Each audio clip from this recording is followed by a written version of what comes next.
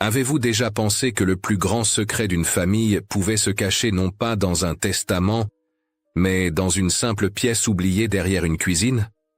En 1958, dans une petite ville près de Poitiers, un architecte parisien hérita d'un manoir qu'il pensait connaître, un lieu de pierre, de silence et de souvenirs bien rangés. Mais en ouvrant une porte que personne n'avait touchée depuis des décennies, il découvrit un matelas de paille, posé à même la pierre froide, un lit d'enfant que personne n'avait jamais mentionné.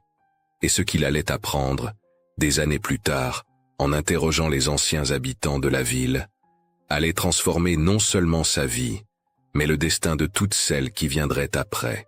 Restez avec moi, car je vais vous raconter cette histoire dramatisada, inspirée de réalités que l'on préfère souvent oublier, et que vous entendrez ici, dans tous ses détails. Avant de commencer, abonnez-vous, laissez un like, et dites-moi de quelle ville vous regardez. Cela peut sembler simple, mais votre soutien aide vraiment cette chaîne à continuer à raconter des histoires qui nous font réfléchir sur notre passé, notre dignité et les silences que la société ignore trop souvent. Cette photographie en noir et blanc, prise au début des années 50 dans une petite ville près de Poitiers, montre un détail que personne ne remarque au premier regard. Au centre, la porte de la cuisine de service d'un vieil hôtel particulier, entr'ouverte. À gauche, un mur couvert de mousse. À droite, des seaux en métal et un manche à balai appuyé contre le mur. Et dans le coin inférieur, presque hors cadre, quelque chose qui ressemble à un tas de vieux chiffons. Mais ce n'est pas ça. C'est un matelas de paille, mince comme une feuille, avec un oreiller bas. Le lit de quelqu'un qui dormait littéralement par terre, derrière la cuisine. Et si vous restez jusqu'à la fin, vous découvrirez pourquoi cette photo changea le destin d'un homme qui croyait hériter seulement d'une maison. En mars 1958, Étienne Delcourt, 34 ans, architecte à Paris, reçut un télégramme lui annonçant le décès de son grand-oncle Armand. L'homme lui léguait le vieux manoir familial dans la province. Étienne avait visité cette maison seulement 3 fois durant son enfance, toujours en visite formelle, entrant par la porte principale, traversant des salons silencieux, loin de la cuisine et des couloirs de service. Il se souvenait vaguement de hauts plafonds, de portraits sévères sur les murs, et d'une odeur de cire d'abeille mêlée à celle du temps qui passe. Le notaire de la ville lui écrivit pour l'informer des formalités d'héritage. Étienne prit le train un vendredi matin, traversant la campagne française sous un ciel gris de fin d'hiver. Il pensait déjà aux aspects pratiques. Vendre, louer ou peut-être rénover pour en faire une résidence secondaire. Sa femme Catherine, restée à Paris avec leur fils de 6 ans, lui avait dit en souriant que cette maison pourrait valoir une petite fortune si elle était bien située. Mais quand il arriva devant le manoir, quelque chose se serra dans sa poitrine. L'édifice était imposant, oui, avec ses 3 étages et sa façade de pierre blanche, mais il portait les marques du temps comme des cicatrices. Le crépi tombait par plaques, le jardin frontal était mal entretenu, les volets hauts pendaient de travers sur leurs gonds rouillés. La petite ville autour semblait figée dans une époque révolue. Les vieux se souvenaient encore de M. Armand Delcourt comme d'une figure de respect. Étienne entra par la porte principale, dont la clé tourna difficilement dans la serrure. L'intérieur sentait le renfermer. La poussière dansait dans les raies de lumière filtrant à travers les volets fermés. Il ouvrit les fenêtres une par une, laissant entrer l'air frais. Les meubles étaient recouverts de draps blancs comme des fantômes. Tout respirait une grandeur passée, figée, presque dérangeante dans son silence. En explorant les pièces, Étienne remarqua immédiatement la séparation rigide entre les espaces nobles et ceux de service. L'escalier principal était large, avec une rampe en fer forgé travaillé, menant aux chambres du premier étage. Mais derrière une porte discrète dans le couloir, il découvrit un autre escalier, étroit en bois sombre aux marches usées, qui descendait vers la cuisine et montait vers les combles. Sur les murs du corridor de service, de petites sonnettes anciennes étaient fixées, chacune reliée à une chambre différente. Des numéros gravés sur de petits crochets en laiton terni. Tout était conçu pour que certains appellent et que d'autres répondent, pour que certains soient vus et que d'autres restent invisibles. Au fond du couloir de service, près de la grande cuisine aux fourneaux froids Étienne trouva une petite réserve vide. À côté, une porte étroite qu'il se rappelait vaguement avoir aperçue enfant, mais qu'il n'avait jamais ouverte. La porte était coincée, gonflée par l'humidité des années. Il dut forcer avec l'épaule pour l'ouvrir. Le battant céda dans un grincement. La pièce était minuscule, pas de fenêtre. Un sol en pierre froide. Et contre le mur, encore là après toutes ces années, le matelas de paille de la photographie, maintenant plus aplati, recouvert d'un drap décoloré. À côté, une paire de pantoufles usées à la pointe.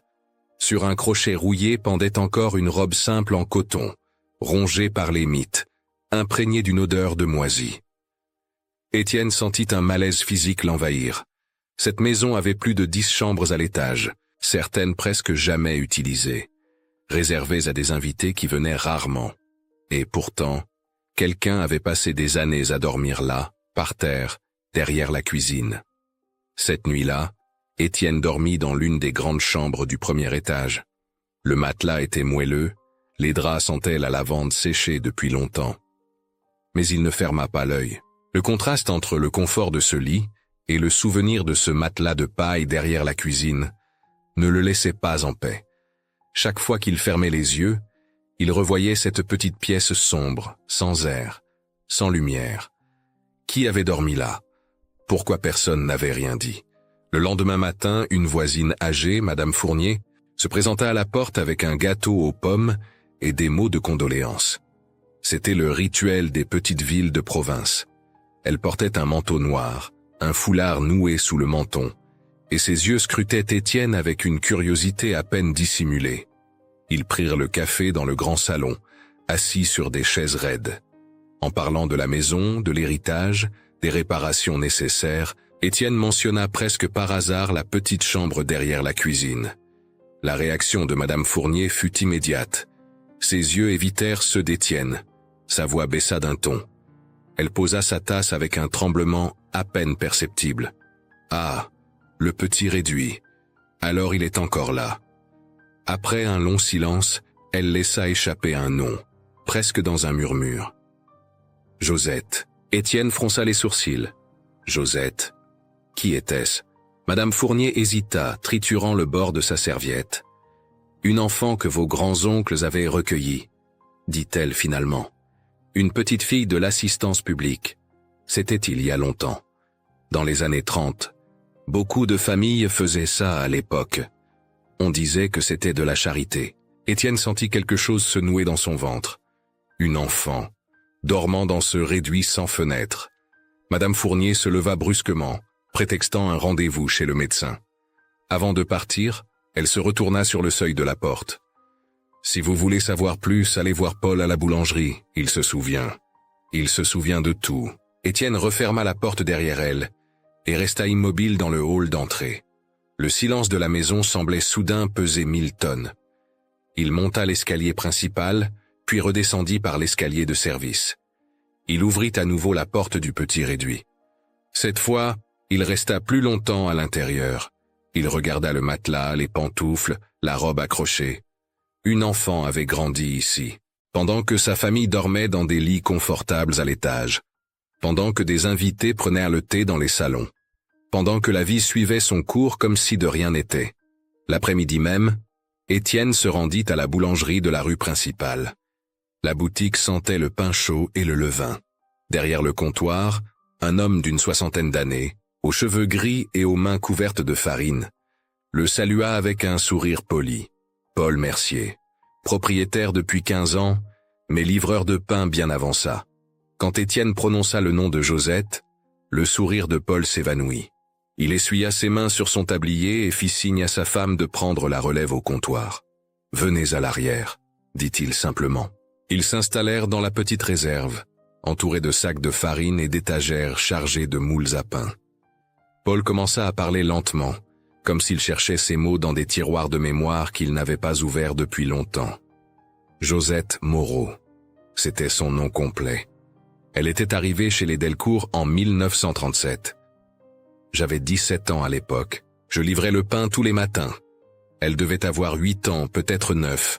Une petite chose maigre avec des yeux immenses qui semblaient toujours avoir peur. Les archives de l'assistance publique la mentionnaient comme orpheline de père et mère, placée dans la famille Delcourt pour y recevoir éducation et protection. Sur le papier, tout paraissait respectable. Dans les faits, Paul se souvenait d'une enfant qui venait acheter du pain rassis avec des pièces qu'elle comptait 2 fois pour être sûre d'avoir assez. Elle ne prenait jamais les miches fraîches, seulement celles de la veille, moins chères. Un jour, Paul lui avait demandé pourquoi elle n'allait pas à l'école comme les autres enfants du village. Josette avait baissé les yeux. « Madame dit que j'ai trop de travail à la maison », avait-elle murmuré. « Parfois j'y vais le matin, mais je dois revenir avant midi pour préparer le déjeuner. » Paul avait vu son cahier d'écolière, tout corné, avec à peine 3 pages remplies d'une écriture maladroite. Les autres enfants de son âge en étaient à leur 5e cahier. Étienne écoutait, le cœur de plus en plus lourd, donc elle travaillait. Tout le temps. Paul hocha la tête gravement. Elle faisait tout ce qu'une domestique adulte aurait fait. Porter les seaux d'eau du puits, laver la vaisselle, frotter les sols, aider à la cuisine, allumer les feux dans les cheminées avant que la famille se réveille. Et elle dormait où ? Demanda Étienne, bien qu'il connût déjà la réponse. Paul détourna le regard, dans un réduit derrière la cuisine. Je l'ai su par Suzanne, une ancienne employée de la maison. Elle me l'a dit des années plus tard, quand elle a pris sa retraite. Suzanne dormait dans une petite chambre au grenier. Pas grande, pas confortable, mais au moins elle avait une fenêtre et un vrai lit. Josette, elle, n'avait qu'un matelas de paille sur le sol de pierre. Étienne sentit la colère monter en lui. Mais comment est-ce possible? Comment toute une ville pouvait savoir et ne rien faire? Paul soupira longuement. À l'époque, monsieur Étienne, les choses étaient différentes. Les Delcourt étaient une famille respectée. Ils payaient leurs fournisseurs, assistaient à la messe tous les dimanches, participaient aux œuvres de charité. Qui aurait osé dire quelque chose? Et puis, beaucoup de familles bourgeoises faisaient pareil. Accueillir une enfant de l'assistance publique, c'était considéré comme un acte généreux. Personne ne regardait de trop près ce qui se passait derrière les portes. Étienne quitta la boulangerie avec une liste de noms griffonnés par Paul. D'autres personnes qui se souvenaient. Il passa les jours suivants à les rencontrer, collectant des fragments de mémoire comme on assemble un puzzle dont la moitié des pièces manquent. Suzanne Lambert, l'ancienne employée, vivait maintenant dans une maison de retraite à la sortie de la ville. Elle avait 78 ans et des mains déformées par l'arthrite. Quand Étienne mentionna Josette, ses yeux se remplirent de larmes. « J'aurais dû faire quelque chose », murmura-t-elle. « J'aurais dû parler, mais j'avais peur de perdre ma place, peur de me retrouver à la rue. » Suzanne avait travaillé au manoir Delcourt de 1940 à 1944. Elle décrivit une hiérarchie rigide où chacun connaissait sa place. Josette était au plus bas de l'échelle. Elle n'avait pas le droit de manger à table avec la famille, même quand il n'y avait que les Delcourt. Elle mangeait debout dans la cuisine, après que tout le monde avait terminé, se contentant des restes. Les jours de fête, quand des invités venaient, Josette devait rester invisible, travaillant en silence pour que tout paraisse parfait. Un détail hantait particulièrement Suzanne. Un hiver, en 1941, Josette avait attrapé une fièvre terrible. Elle avait 11 ans, mais elle avait caché sa maladie pendant 3 jours, continuant à travailler, parce qu'elle avait peur. Peur d'être vue comme un fardeau, peur d'être renvoyée à l'orphelinat. Quand Suzanne l'avait trouvée effondrée dans la réserve, brûlante de fièvre, elle avait supplié Suzanne de ne rien dire. « S'il vous plaît, ne dites rien à madame. Je vais aller mieux, je promets. » Étienne serrait les poings en écoutant. « Et elle a guéri. » Suzanne hocha la tête. « Oui, grâce à Dieu. Mais ce jour-là, j'ai compris à quel point cet enfant vivait dans la terreur. Elle n'était pas maltraitée physiquement, comprenez-vous? On ne la frappait pas. Mais elle était invisible, utilisée. Et surtout, elle savait que sa place ici dépendait de son silence et de son obéissance absolue. Le curé de la paroisse, le père Mathieu, se souvenait lui aussi de Josette. À la messe du dimanche, elle s'asseyait toujours au dernier rang, seule, portant toujours la même robe rapiécée. Les Delcourt, eux, occupèrent le 3e banc devant. celui réservé aux familles respectables. Après l'office, Josette attendait dehors pendant que la famille saluait les notables. Personne ne lui adressait la parole. Elle était là, mais pas vraiment. Comme un fantôme en plein jour. Dans les registres de la paroisse, conservés dans de vieux cahiers jaunis, le père Mathieu retrouva une mention datée de 1937. Josette Moreau, 8 ans, confiée à la famille Delcourt pour éducation et apprentissage des tâches domestiques. Aucune autre mention par la suite. Pas de première communion enregistrée. Pas de confirmation. Rien. Comme si elle avait cessé d'exister pour l'église après son placement. Mais c'est Madame Fournier, la voisine, qui fournit à Étienne le détail le plus déchirant. Un jour de juillet, en 1942, elle avait croisé Josette au marché. La petite portait un panier d'osier beaucoup trop lourd pour elle, rempli de légumes et de viande pour la semaine. Madame Fournier lui avait demandé si elle voulait de l'aide. Josette avait souri, mais c'était un sourire sans joie, mécanique. « Non, merci, madame. J'ai l'habitude. » En repartant, Madame Fournier l'avait vue trébucher sous le poids du panier. Une pomme de terre était tombée et avait roulé dans le caniveau. Josette s'était précipitée pour la ramasser, l'avait essuyée sur sa robe et l'avait remise dans le panier, les larmes aux yeux. Madame Fournier avait compris alors que cet enfant ne pleurait pas à cause de la chute. Elle pleurait parce qu'elle avait peur de se faire gronder pour avoir perdu un légume. Des années plus tard, en racontant cette scène à Étienne, Madame Fournier pleura. Nous savions tous, nous avons tous vu, mais personne n'a rien fait. Nous nous sommes dit que ce n'était pas nos affaires, que les Delcourt savaient ce qu'ils faisaient, que c'était mieux pour elle que l'orphelinat. Nous nous sommes mentis à nous-mêmes, et cet enfant a payé le prix de nos silences. Étienne retourna au manoir ce soir-là avec une liste de dates griffonnée sur un carnet. Il s'assit dans le grand salon, alluma la lampe à pétrole car l'électricité n'avait pas été rétablie partout, et commença à reconstituer la vie de Josette, comme un architecte dessinerait les plans d'un bâtiment. 1937, arrivée à 8 ans. 1945, disparition à 16 ans. 8 années entières passées dans cette maison. 8 années à dormir sur la pierre froide derrière la cuisine. Il se leva et marcha jusqu'au réduit. Il s'agenouilla sur le sol. La pierre était glaciale, même en mars. Il essaya d'imaginer une fillette de 8 ans s'allongeant là pour la première fois, terrifiée, seule dans l'obscurité totale. Aucune veilleuse, aucun bruit réconfortant. Juste le silence épais des murs et, peut-être, le ronflement lointain des habitants endormis dans leur lit moelleux à l'étage. Les témoignages qu'il avait collectés formaient maintenant une image précise et cruelle. Josette se levait tous les matins à 5h30. Elle devait faire ça en silence absolu, car réveiller la famille était considéré comme un manque de respect. Elle allumait d'abord les feux dans les cheminées des pièces principales, pour que la maison soit chaude quand les Delcourt descendraient prendre leur petit déjeuner.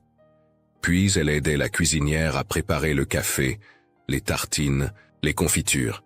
Elle dressait la table dans la salle à manger, mais elle ne mangeait pas avec eux. Elle attendait dans la cuisine, debout, qu'ils aient terminé. Ensuite seulement, elle avait le droit de manger les restes, rapidement, avant de commencer la vaisselle. Suzanne avait raconté que Josette faisait semblant d'être rassasiée, mais qu'elle avait souvent faim.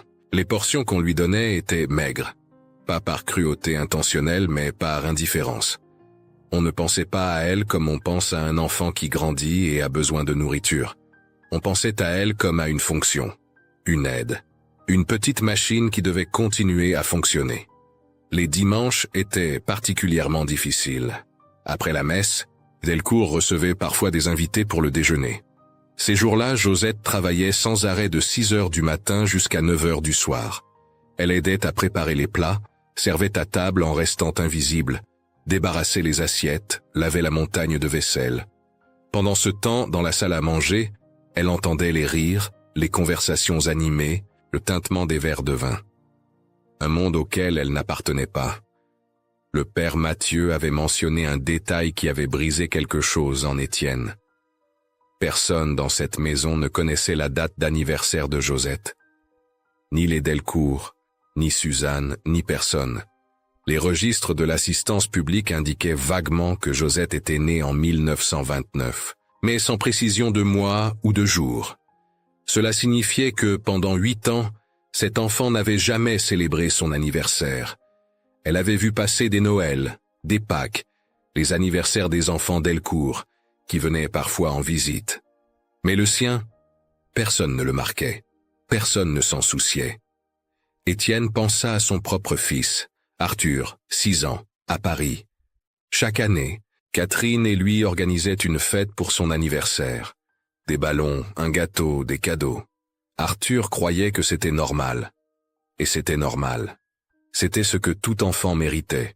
Mais Josette n'avait eu que le silence, l'oubli, et un matelas de paille sur lequel personne ne se penchait jamais pour lui souhaiter bonne nuit. Suzanne avait évoqué un autre souvenir qui rongeait Étienne comme de l'acide. Un hiver, elle ne se souvenait plus de l'année exacte, mais c'était pendant la guerre. Josette était tombée malade. Une forte fièvre. Au lieu de se reposer, elle avait continué à travailler, les joues brûlantes, les mains tremblantes. Suzanne l'avait trouvée un soir effondrée dans la réserve, à moitié consciente. Elle avait supplié Suzanne de ne rien dire. « S'il vous plaît, ne dites rien à madame.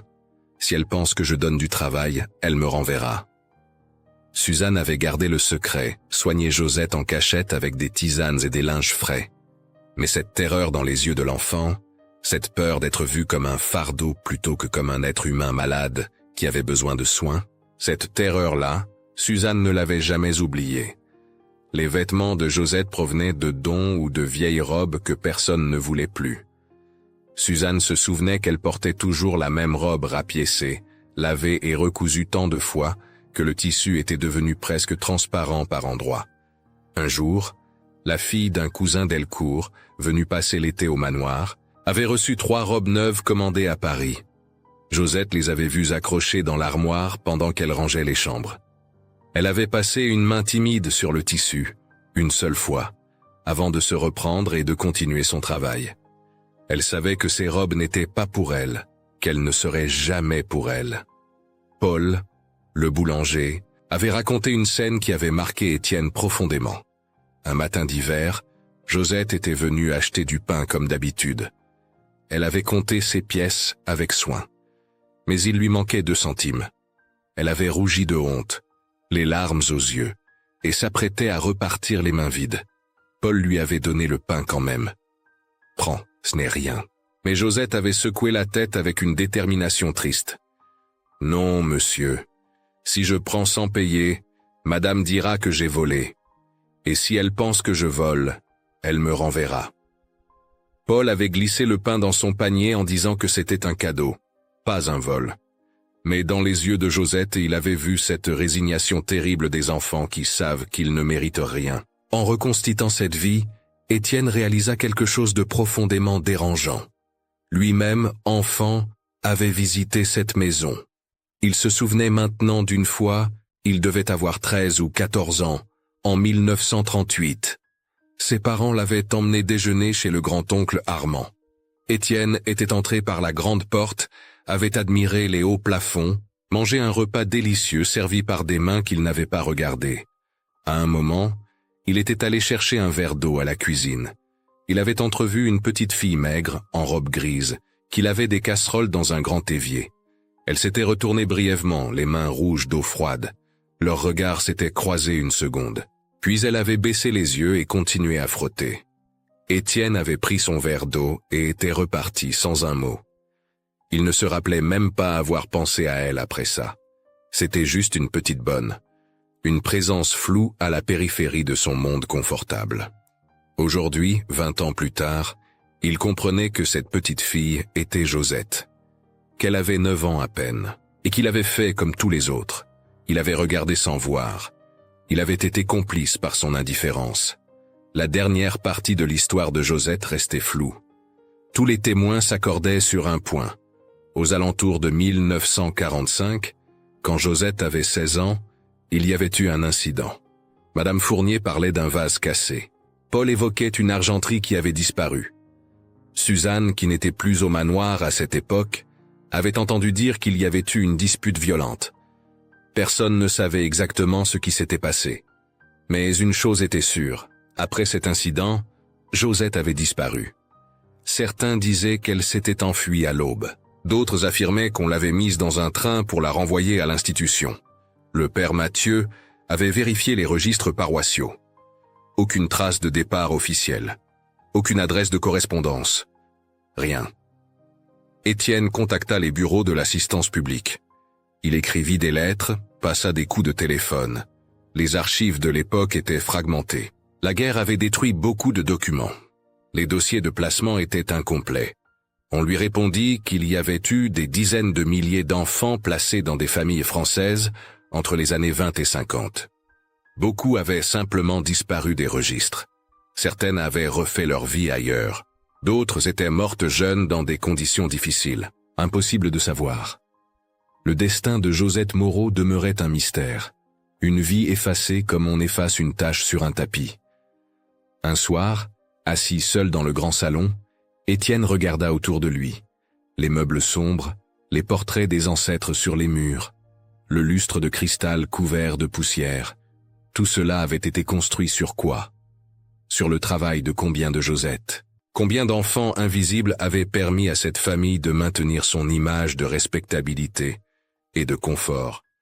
Il pensa à son métier d'architecte. Il dessinait des espaces, concevait des pièces, pensait à la lumière, à l'air, à la circulation.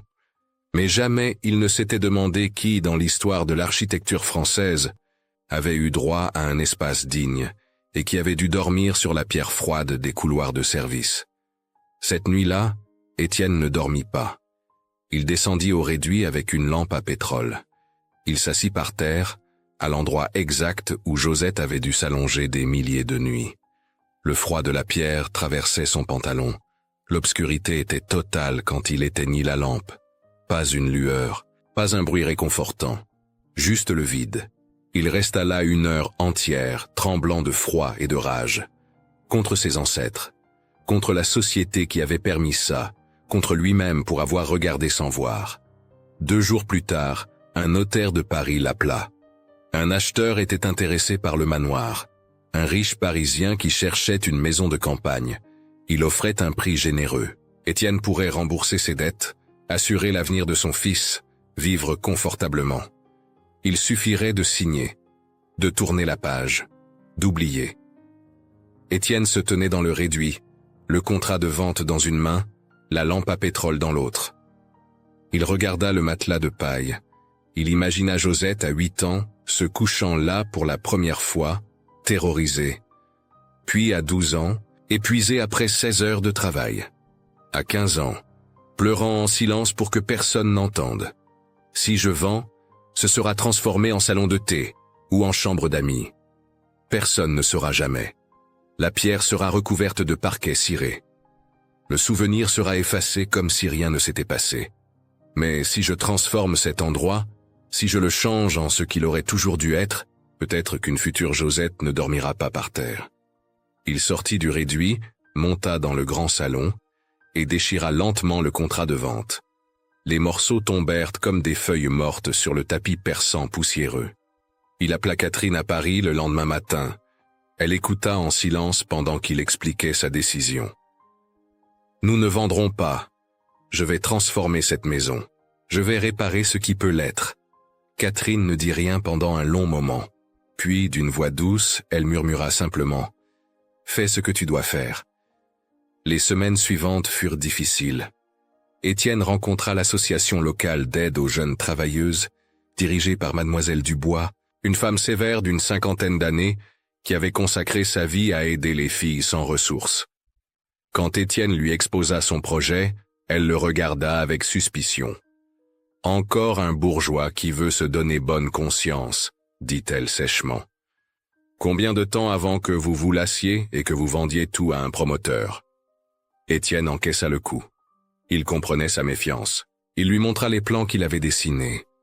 La transformation complète de l'aile de service. Des chambres dignes avec fenêtres, chauffage, meubles solides. Des contrats formels, des loyers symboliques. Mademoiselle Dubois étudia les plans longuement. Puis elle leva les yeux.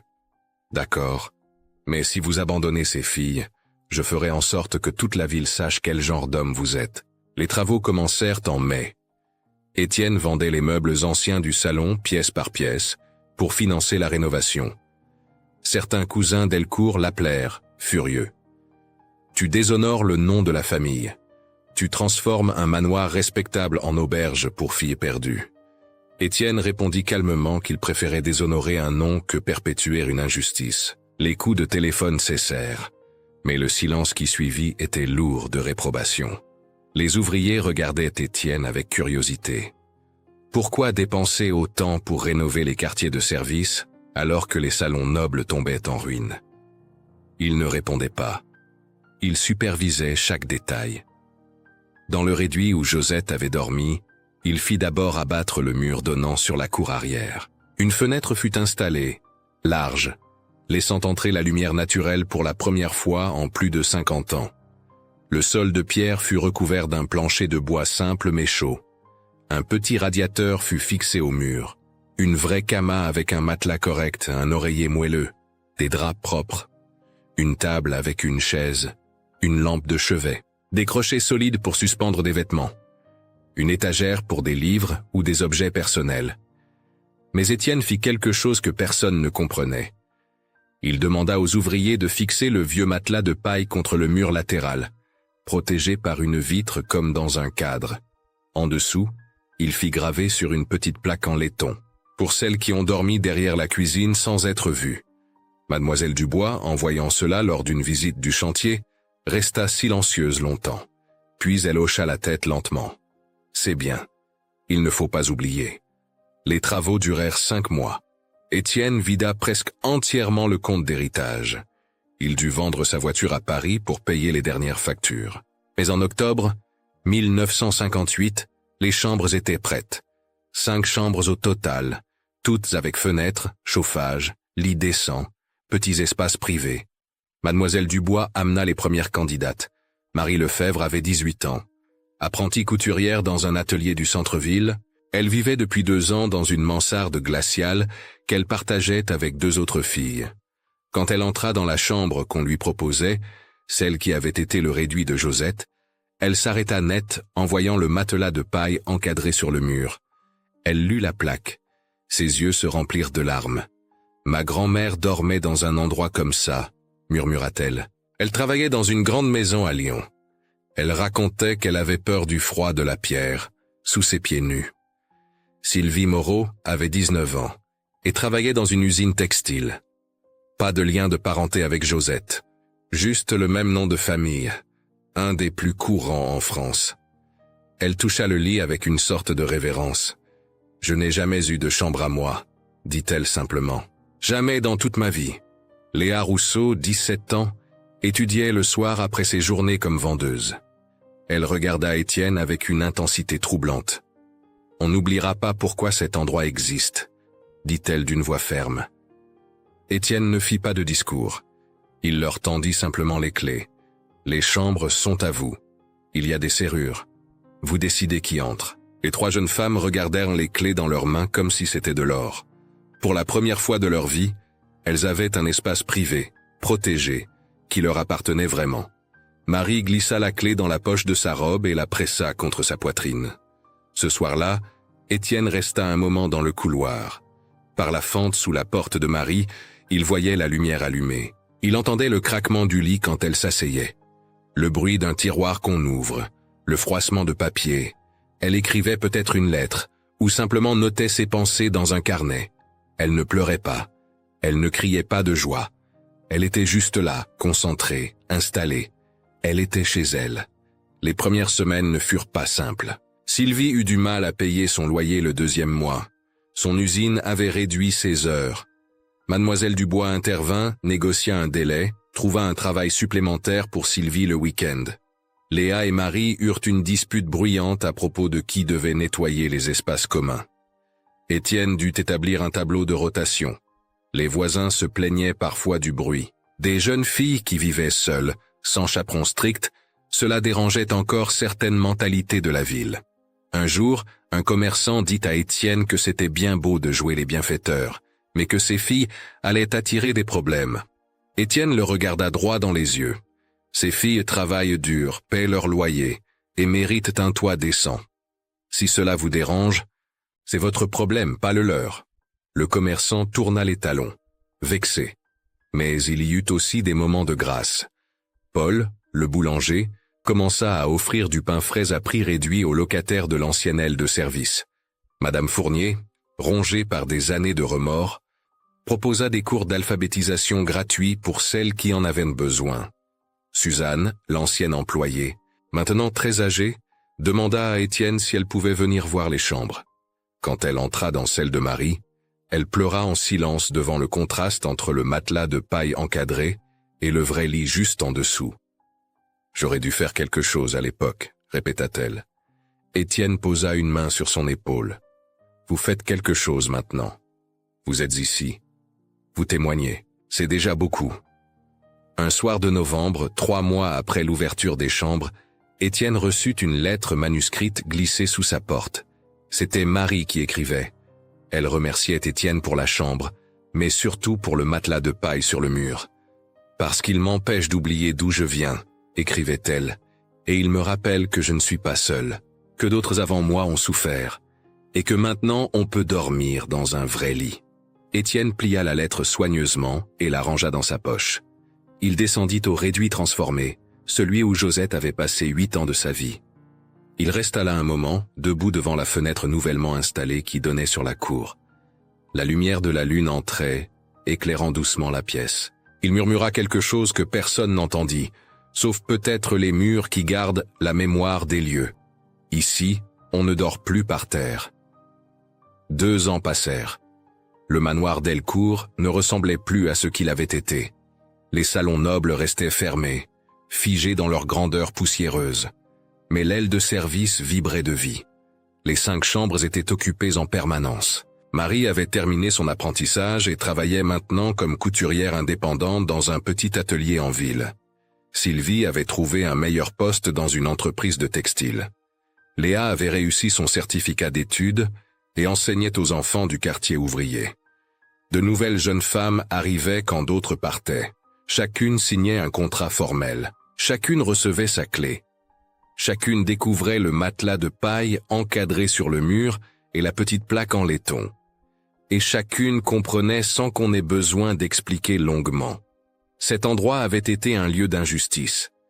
Il était devenu un lieu de réparation. Étienne ne retrouva jamais Josette. Il écrivit à toutes les institutions possibles, contacta des assistantes sociales dans plusieurs départements, plaça même une petite annonce dans les journaux régionaux. Recherche Josette Moreau, née vers 1929, ayant vécu près de Poitiers entre 1937 et 1945. Personne ne répondit. Le destin de Josette restait une question sans réponse. Était-elle encore vivante quelque part, sous un autre nom, ayant refait sa vie loin de ses souvenirs douloureux? Était-elle morte jeune, usée par une vie de travail difficile? Personne ne le saurait jamais. Cette incertitude pesait sur Étienne. Il aurait voulu s'excuser, dire à Josette que ce qui lui était arrivé n'était pas juste, que quelqu'un se souvenait, que quelqu'un essayait de réparer. Mais cette conversation n'aurait jamais lieu. Tout ce qu'il pouvait faire, c'était s'assurer que l'histoire ne se répète pas. Un jour de printemps en 1960, Mademoiselle Dubois vint voir Étienne avec une proposition. D'autres propriétaires dans la région commençaient à poser des questions. Ils voulaient en savoir comment transformer leur propre dépendance de service en logement décent pour les travailleuses. Mademoiselle Dubois suggéra qu'Étienne dessine des plans types, qu'il partage son expérience. Étienne accepta. Il commença à travailler sur un projet plus large, utilisant ses compétences d'architecte pour concevoir des logements sociaux dignes. À Paris, sa pratique professionnelle changea. Il refusait maintenant les projets de luxe où les chambres de service étaient des arrière-pensées minuscules.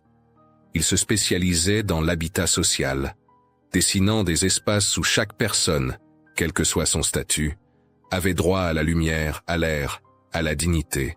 Ses collègues trouvaient cela idéaliste. Étienne répondait simplement qu'un architecte qui ne pense pas à qui va habiter ces espaces n'est qu'un dessinateur de façade. La photographie du matelas de paille, celle prise au début des années 50, Étienne la conservait dans un cadre simple sur son bureau. pas pour la montrer, pas pour s'en vanter, mais pour ne jamais oublier ce qui se cachait derrière les belles façades. Quand des clients demandaient pourquoi il insistait tant sur les chambres de service, il montrait parfois la photo. « Quelqu'un dormait là », disait-il simplement. Sur la pierre, dans le noir, pendant que d'autres dormaient dans des lits moelleux à l'étage. Nous pouvons faire mieux. Un après-midi d'automne en 1962, Marie revint au manoir. Elle n'habitait plus là depuis 1 an, ayant économisé assez pour louer un petit appartement en ville. Mais elle voulait montrer quelque chose à Étienne. Elle avait apporté un paquet soigneusement emballé. À l'intérieur, une courte pointe qu'elle avait cousue elle-même. Elle était faite de morceaux de tissus divers, certains neufs, d'autres récupérés. Au centre, brodé en fil doré, un message simple. On se souvient. Marie expliqua qu'elle voulait que cette courte pointe reste dans la chambre qui avait été celle de Josette, pour que chaque nouvelle locataire sache qu'elle faisait partie d'une continuité. Que son histoire comptait, que personne n'était invisible ici. Étienne accepta avec émotion. La courte pointe fut placée sur le lit. Le matelas de paille encadré sur le mur. La courte pointe sur le lit. Le passé et le présent côte à côte. Les années continuèrent. Étienne vieillit. Ses cheveux grisonnèrent. Son fils Arthur grandit et devint étudiant en sociologie, fasciné par les questions de justice sociale. Catherine restait son roc, sa conscience tranquille dans les moments de doute. Le manoir Delcourt ne devint jamais célèbre. Aucun article de journal ne parla de sa transformation. Mais dans la petite ville près de Poitiers, tout le monde savait. Les jeunes femmes qui y avaient vécu en parlaient avec reconnaissance. Les anciennes habitantes revenaient parfois, amenaient leurs filles, racontaient comment un simple toit décent avait changé leur trajectoire. Paul, le boulanger, mourut en 1965. Dans son testament, il laissa une petite somme pour financer des bourses d'études pour les habitantes de l'ancienne aile de service. Madame Fournier continua ses cours d'alphabétisation, jusqu'à ce que ses mains tremblantes ne puissent plus tenir la craie. Suzanne s'éteignit paisiblement en 1967, mais avant de partir, elle avait écrit un témoignage complet sur ce qu'elle avait vu au manoir Delcourt dans les années 40. Ce témoignage fut archivé dans les collections locales, un document sobre mais précieux sur la réalité des placements d'enfants à l'époque. En 1970, 12 ans après avoir hérité du manoir, Étienne reçut une lettre étrange. Elle venait d'une femme âgée vivant en Normandie. Elle avait lu la petite annonce qu'Étienne avait placée des années auparavant dans un vieux journal. La lettre disait « Je ne suis pas Josette Moreau, mais j'ai été comme elle, placée dans une famille bourgeoise à 8 ans, dormant dans un réduit sans fenêtre, travaillant jusqu'à l'épuisement. Je voulais juste vous dire merci, merci de vous souvenir.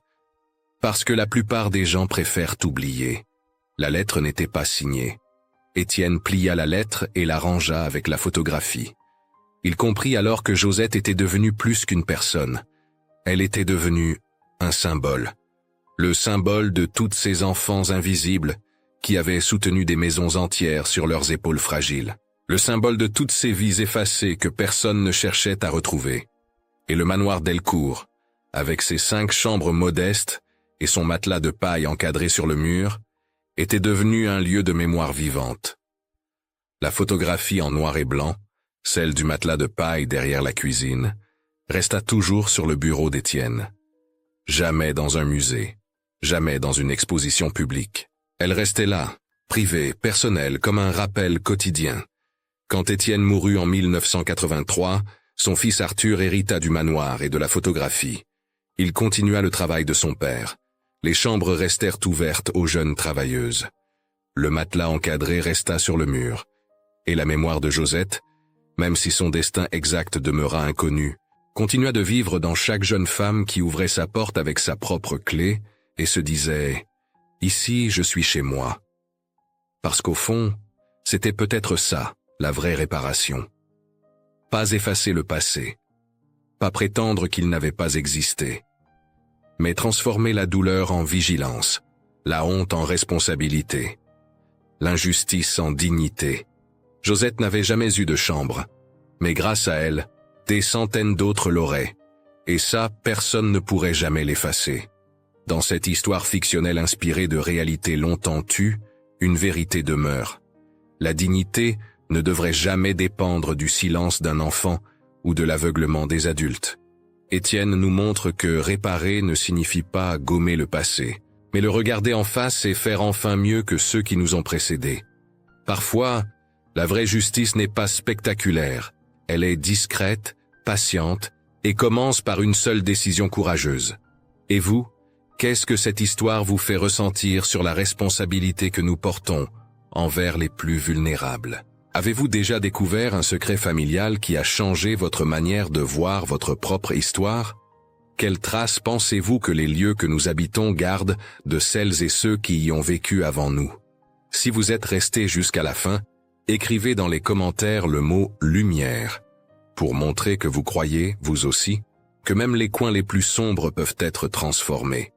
Dites-nous également de quelle ville vous venez. Et si vous le souhaitez, partagez une histoire ancienne de votre famille, un souvenir d'un grand-parent ou d'un aïeul. Ces récits peuvent inspirer de nouvelles vidéos et préserver des fragments précieux de notre mémoire collective. Merci d'être là, vraiment. N'oubliez pas de vous abonner, de liker la vidéo, d'activer la cloche, de partager ou de cliquer sur les vidéos qui apparaissent à la fin pour continuer ce voyage à travers les histoires qui nous relient.